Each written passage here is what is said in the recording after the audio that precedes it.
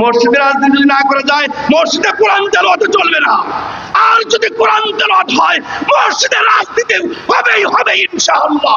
কোরআন তেলাওয়াত করা আর রাজনীতি আলোচনা করা কি এক? তাহলে কিভাবে কোরআনের সাথে রাজনীতি আলোচনা কি তুলনা করা হয়?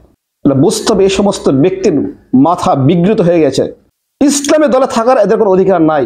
সংশ্লিষ্ট নেতাদের নিকট আমার আহ্বান, এই সমস্ত ব্যক্তিদেরকে জামাত ইসলামের দল থেকে বহিষ্কার করা হোক। এরা জামাত ইসলামের মান সম্মান ক্ষুণ্ণ করছে। এটা কখনো জামাত ইসলামের লোক হতে পারে না, ইসলামের দলের ব্যক্তি হতে পারে না। তাদের উচিত প্রকাশ্যে তাদেরকে বিচারের আওতায় আনা, তাদের দল থেকে তাদেরকে বহিষ্কার করা। এই মুসলিম রাষ্ট্রে ইসলাম বিরোধী আলোচনা, ইসলাম বিরোধী কথাবার্তা বলা কখনই মুসলমানরা বরদাস্ত করতে পারে না। আসসালামু আলাইকুম রহমতুল্লাহি ওয়া বারাকাতুহু। আজকে অত্যন্ত ভ্রাক্রান্ত হৃদয় নিয়ে আপনাদের সামনে উপস্থিত। কারণ ইদানিং দেখা যাচ্ছে কিছু কিছু ধর্মীয় নেতা, এরা কি অজ্ঞ জাহেল না উম্মাদ আমি জানি না, তাদের আচরণে, তাদের কথাবার্তায় ইসলামী বিদ্বেষী কথাবার্তা এবং তাদের আচরণে তাদের বিষয়টি বুঝতে আমার কষ্ট হচ্ছে যে তারা কি সুস্থ মস্তিষ্কে আছেন, তারা কি স্বাভাবিক জীবনে আছেন, নাকি পাগল উম্মাদ হয়ে গেছেন। যেভাবে ইসলামের বিরুদ্ধে লাগামহীনভাবে কথা বলে যাচ্ছে, এতে করে তাদের সুস্থতার উপর সন্দেহ হচ্ছে। তাদের এই লাগামহীন কথার কারণে তাদের দলের 12টা বাজিয়ে দিচ্ছে। আমি সবার কথা বলছি না, কিছু কিছু ধর্মীয় নেতা, জামাত ইসলামের কিছু কিছু ধর্মীয় নেতা তাদের লাগামহীন বক্তব্যের কারণে তাদেরই দলের 12টা বাজিয়ে দিচ্ছে। এবং কেউ কেউ তাদের পক্ষে সাফাইও যাচ্ছে, তাদের কথায় বিভিন্ন ব্যাখ্যাও তুলে ধরছে। অথচ স্পষ্টই বোঝা যাচ্ছে তাদের এই কথাগুলো সম্পূর্ণ ইসলাম বিরোধী এবং কোরআন হাদিস অবমাননা করা। তারই ধারাবাহিকতায় আরেকটি লাগামহীন বক্তব্য দিলেন টাঙ্গাইলের 2 আসনের এমপি প্রার্থী ও জামাত ইসলামের সেক্রেটারি মোহাম্মদ হুমায়ুন কবির। বলেছেন মসজিদে যদি রাজনৈতিক কথা বলতে না দেওয়া হয়, তাহলে মসজিদে নাকি কোরআন তেলাওয়াত বন্ধ থাকবে। নাউযুবিল্লাহ। যে কোরআন ইসলামী শাসন ব্যবস্থার অন্যতম মাধ্যম, যে কোরআন ছাড়া একটা মুসলমান নিজেকে মুসলমান পরিচয় দেওয়াটা ভাবতেও পারে না, যে কোরআন ঐশী গ্রন্থ মুসলমানের নিকটে সবচেয়ে মূল্যবান সম্পদ, সেই কোরআন তেলাওয়াত থেকে বন্ধ করে দেওয়া হবে। মসজিদে কোরআন তেলাওয়াত করা যাবে না। কত বড় স্পর্শকাতর একটি বাক্য, কত বড় সাংঘাতিক ইমান বিধ্বংসী একটি বাক্য। অবাক লাগে। মসজিদকে এই জন্য নির্মাণ করা হয়েছে যে সেখানে দুনিয়াবী আলোচনা হবে, রাজনৈতিক আলোচনা হবে। ফুকহা কেরাম মসজিদে কথাবার্তা বলার ব্যাপারে তাদের ফতোয়া কি ব্যাপারে, ইসলামে কি সমাধান? মসজিদ একটি পবিত্র স্থান। মসজিদের পবিত্রতা রক্ষা করা প্রতিটা মুসলমানের ইমানি দায়িত্ব। মসজিদে নামাজ আদায় করা হবে, কোরআন তেলাওয়াত করা হবে, জিকির আজকার করা হবে। এমন কোনো কাজ করা যাবে না যাতে করে মসজিদে ইবাদতের মধ্যে বিঘ্ন সৃষ্টি হয়, মসজিদের হরমতের সম্মানহানি হয়।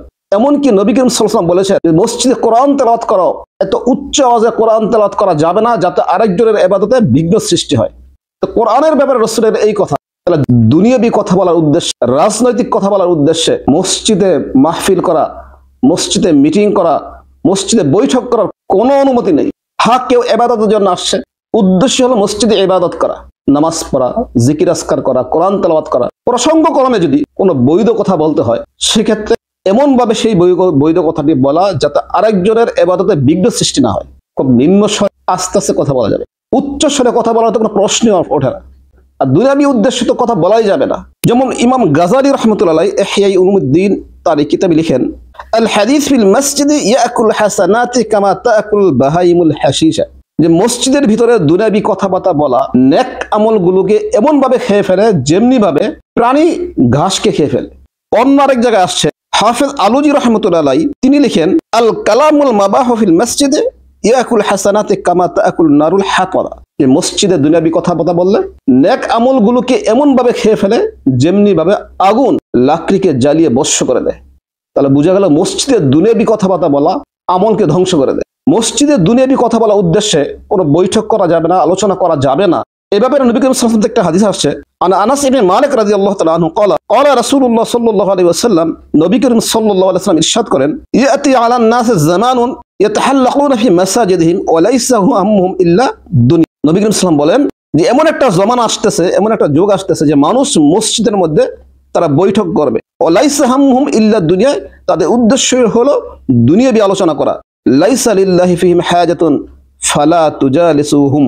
এই ধরনের মসজিদে মজলিসের ব্যাপারে, এই ধরনের বৈঠকের ব্যাপারে আল্লাহর কোনো প্রয়োজন নেই, কাজে তোমরা সেই বৈঠকে বসবে না। রাসূলের সরাসরি নির্দেশ, যেখানে দুনিয়াবী উদ্দেশ্যে আলোচনা করার জন্য মসজিদে বৈঠক করে সেই মসজিদে তোমরা কখনো বসবা না।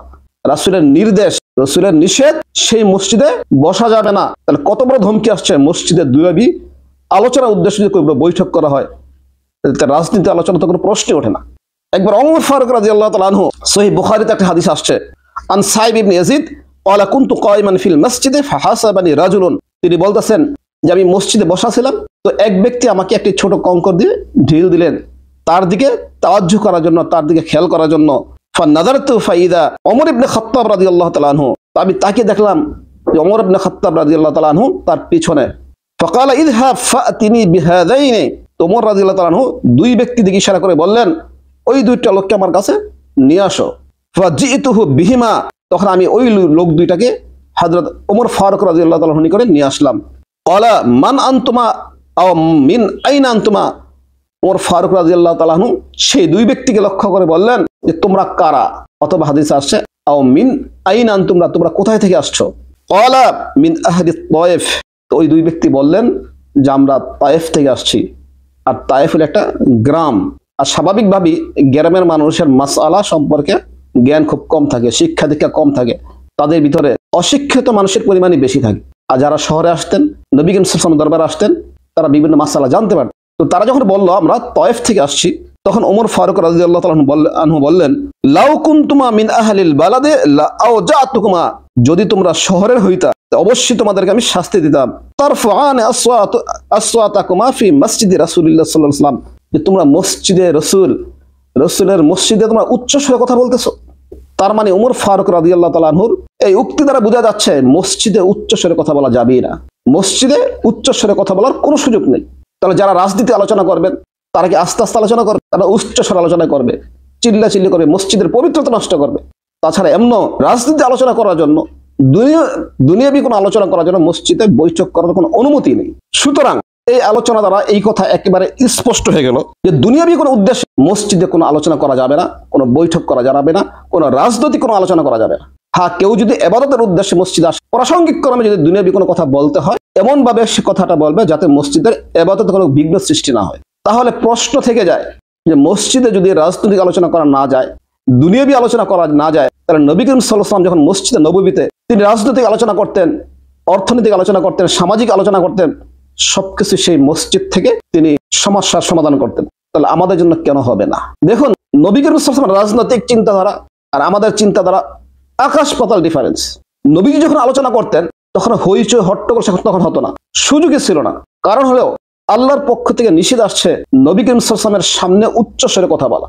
যেমন সূরা হুজরাতের 2 নম্বর আয়াত, ইয়া আইয়ুহাল্লাযিনা আমানু লা তারফাউ আসওয়াতাকুম ফাওকা সাওতিন নবী ওয়া লা তাজহারু লাহু বিল কওলি কাজাহরি বা'দিকুম লিবা'দিন আন তাহবাত আমালুকুম ওয়া আনতুম লা তাশউরুন। আল্লাহ তাআলা বলতেছেন, হে মুমিনরা, তোমরা নবীর সামনে উচ্চ আওয়াজে কথা বলবা না। পরস্পরে একজন আরেকজনের সাথে এইভাবে কথা বলো, উচ্চ আওয়াজে রাসূলের সামনে তোমরা কথা বলবে না, এতে করে তোমাদের আমল নষ্ট হয়ে যাবে, অথচ তোমরা অনুধাবন করতে পারবে না। যেখানে আল্লাহ তাআলার পক্ষ থেকে নিষেধাজ্ঞা আসছে যে রাসূলের সামনে উচ্চ আওয়াজে কথা বলবা না, আর আমরা সকলে জানি কোরআনের আয়াত সাহাবা কেরাম অক্ষর অক্ষরে পালন করতেন। এই আয়াত দ্বারা স্পষ্ট বোঝা যাচ্ছে নবীজি যখন কথা বলতেন তখন সাহাবা কেরাম চুপ থাকতেন, কেউ হট্টগোল করতেন না, চুপচাপ মনোযোগ দিয়ে শুনতেন। নবী করিম সাল্লাল্লাহু আলাইহি ওয়াসাল্লাম একাই লিড দিতেন, যার কারণে মসজিদে কোনো বিশৃঙ্খলা হতো না, মসজিদে হইচই হতো না, মসজিদের সম্মান বজায় থাকতো। কিন্তু বর্তমানে 2-3 জন বসলেই মসজিদে হইচই শুরু হয়ে যায়। তাহলে কিভাবে আপনি রাসূলের রাজনীতির সাথে আমাদের এই বর্তমানের রাজনীতির তুলনা করা যায়?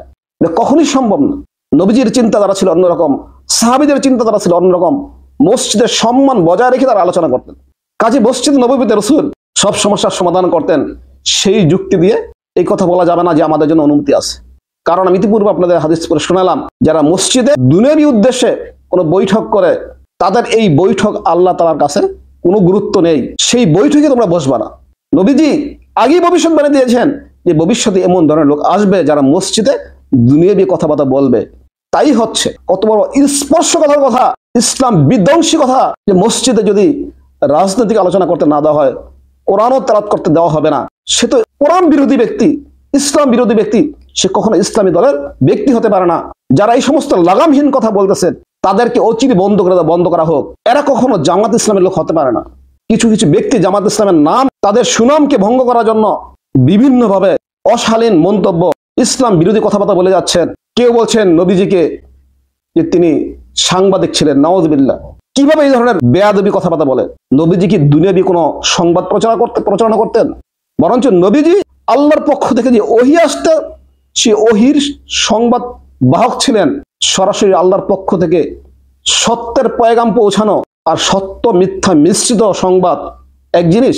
আবার কেউ কেউ বলছেন রোজা এবং পূজা মুদ্রার এপিট উপিট। আস্তাগফিরুল্লাহ। কিভাবে রোজাকে পূজার সাথে তুলনা করা হয়? এটা মুসলমান কি করতে পারে? একটা মুদ্রার এপিট ওপিট দুটোই মূল্যবান, দুটো পিঠই সমান সম্মানের অধিকারী রাখেন, কিন্তু রোজার পূজা কি একই রকম?